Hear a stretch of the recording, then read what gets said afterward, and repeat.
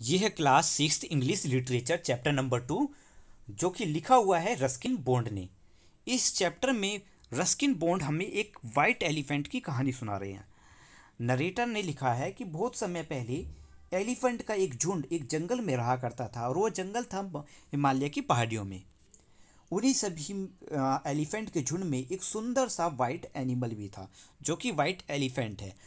बड़ी ही किस्मती से उसकी मदर बहुत ही बूढ़ी हो चुकी थी और वो अंधी भी थी। उनका बेटा उनके लिए मीठे फल इकट्ठा करके उन्हें रोज खाने के लिए उनके लिए लेकर आता, पर वो हमेशा गुस्सा भी हो जाता जब उसे पता चलता कि उसके उसके मदर के जो फूड है उनको चुरा लिया गया है किसी एलिफेंट के। दूसरे एलिफेंट उनकी मदर का खाना चुरा लिया करते थे। तो एक दिन उसने अपनी मदर से कहा कि ये हमारे लिए और आपके लिए दोनों के लिए अच्छा होगा कि हम कहीं अकेले जाकर बहुत दूर जाकर रहने लगे, और ऐसी जगह मैंने ढूंढ ली है।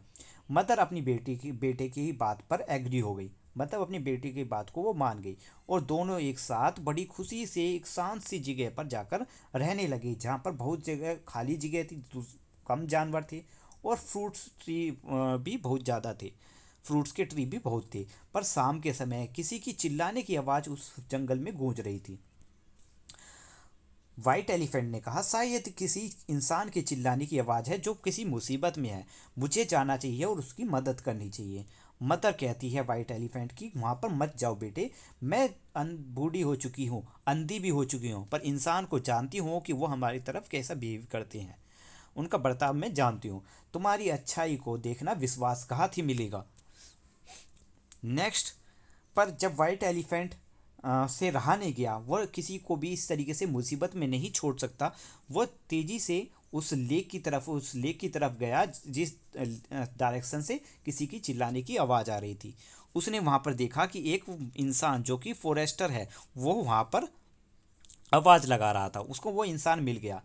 वो एलिफेंट कहता है कि घबराओ मत अजनबी, मुझे बताओ कि तुम्हें क्या मदद चाहिए। वो फॉरेस्टर कहता है कि मैं वाइट एलिफेंट से कि मैं करीबन 7 दिनों से इस जंगल में खो चुका हूँ, और 7 दिनों 7 रातों से मैं इस जंगल में खो चुका हूँ, और मुझे रास्ता नहीं मिल रहा है बनारस जाने का, जहाँ पर मैं रहता हूँ। वाइट एलिफेंट कहता है कि मेरी पीठ पर बैठ जाओ, और मेरी पीठ पर बैठ जाओ, और मैं तुम्हें तुम्हारे घर तक छोड़ आऊँगा। तो वो एलिफेंट के ऊपर बैठ जाता है तेजी से।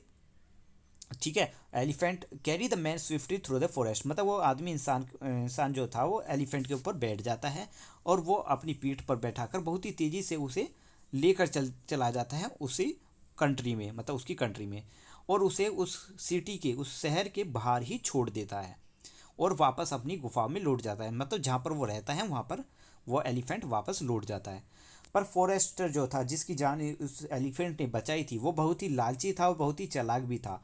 वो जानता था कि राजा का जो फेवरेट एलिफेंट है वो मर चुका है, और राजा उसको रिवॉर्ड देंगे अगर उसने इस एनिमल को, इस एलिफेंट को के बारे में उन्हें बताया, और इसको पकड़कर राजा को दे दिया। इसके इसके बारे में बताने के लिए वो सीधा गया राजघराने के पास, मतलब राजा के पास वो गया। राजा के पास जाकर उसने बहुत सारे एलिफेंट के बारे में सब कुछ बताया। राजा उसकी डिस्क्रिप्शन, उसके बारे में जानकर बहुत खुश हुआ। राजा ने कहा कि मुझे बहुत ही अच्छा लगेगा कि इस तरीके का जो क्रिएचर है, इस तरीके का जानवर मेरे पास हो। जाओ जंगल में जाओ, और मेरे साथ मेरे कुछ स्किलफुल ट्रेनर्स को लेकर जाओ। ट्रेनर्स वो हैं जो एलिफेंट को ट्रेन करते हैं, तो उन ट्रेनर्स को लेकर जाओ और उसको कैप्चर करके, उसको पकड़कर उस रेयर एलिफेंट को पकड़कर मेरे पास लेकर आओ, मैं तुम्हें इनाम दूंगा।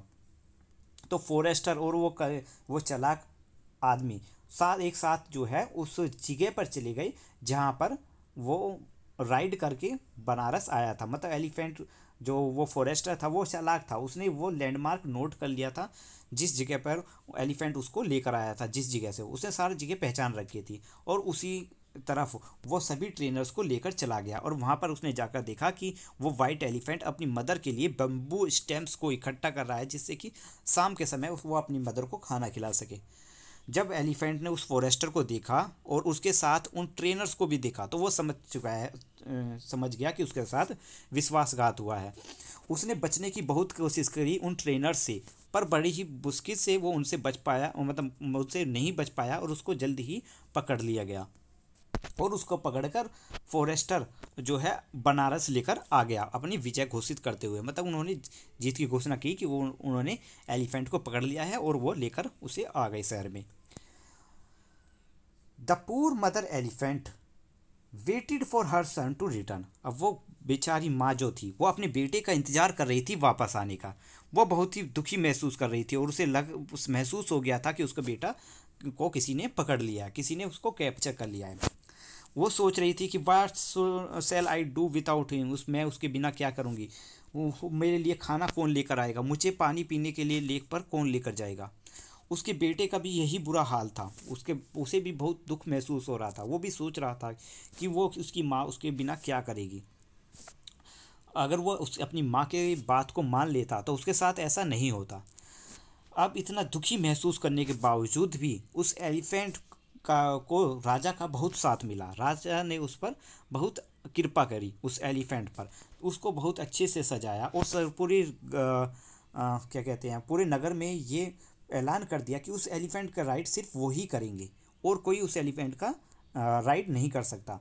और एलिफेंट को बहुत ही अच्छी तरीके से सजावट की गई उसको, और उसको पूरे शहर में किंग के साथ उसे राइड करके उसे ले जाया गया, पूरे शहर में घुमाया गया। पर कुछ दिन बाद उन ट्रेनर्स, जो राजा के जो ट्रेनर्स थे, वो बड़ी ही दुखी से राजा के पास आए और उन्होंने कहा, यो मैजेस्टी, वो वाइट एलिफेंट बहुत ही बीमार हो चुका है और वो कुछ भी नहीं खा रहा है। तो जो राजा थे बहुत ही तेज़ी से उसके एलिफेंट के पास गए जहाँ पर वो एलिफेंट को रखा गया था। उन्होंने देखा एलिफेंट जो था बहुत ही दुखी था, बहुत ही परेशान था। उन्होंने पूछा कि जानवर कि तुम मतलब एलिफेंट को पूछा कि तुम इतने बदल क्यों गए हो, तुम खाना क्यों नहीं खा रहे हो, क्या तुम्हारी कोई इच्छा है जो मैं तुम्हारी पूरी कर सकता हूँ। तो एलिफेंट बहुत ही दुखी वाले स्वभाव से कहता है अब राजा से, मैं अपने घर वापस जाना चाहता हूँ अपनी मदर के पास जो कि जंगल में है।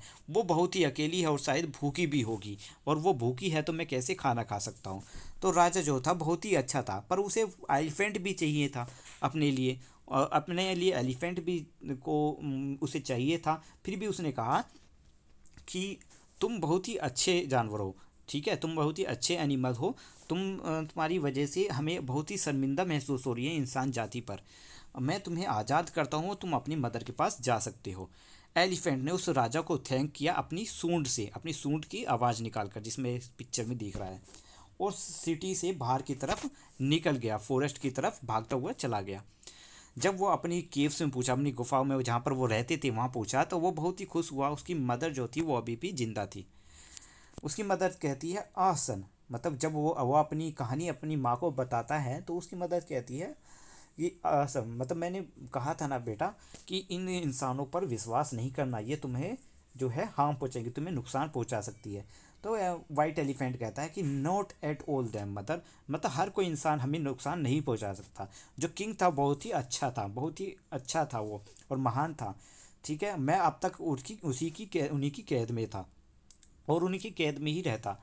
Let's forget the treachery of the forester, उस फॉरेस्टर जो फॉरेस्टर था जिसकी जान बचाई थी उसके बारे में सोचना बंद करो, उसके विश्वासघात के बारे में। बस ये ध्यान रखो उस राजा की गुडनेस के बारे में कि राजा की कितना अच्छा था। तो ये चैप्टर यहाँ पे कंप्लीट होता है। अगर वीडियो अच्छी लगी है तो लाइक ज़रूर करना है। Thank you, have a nice day.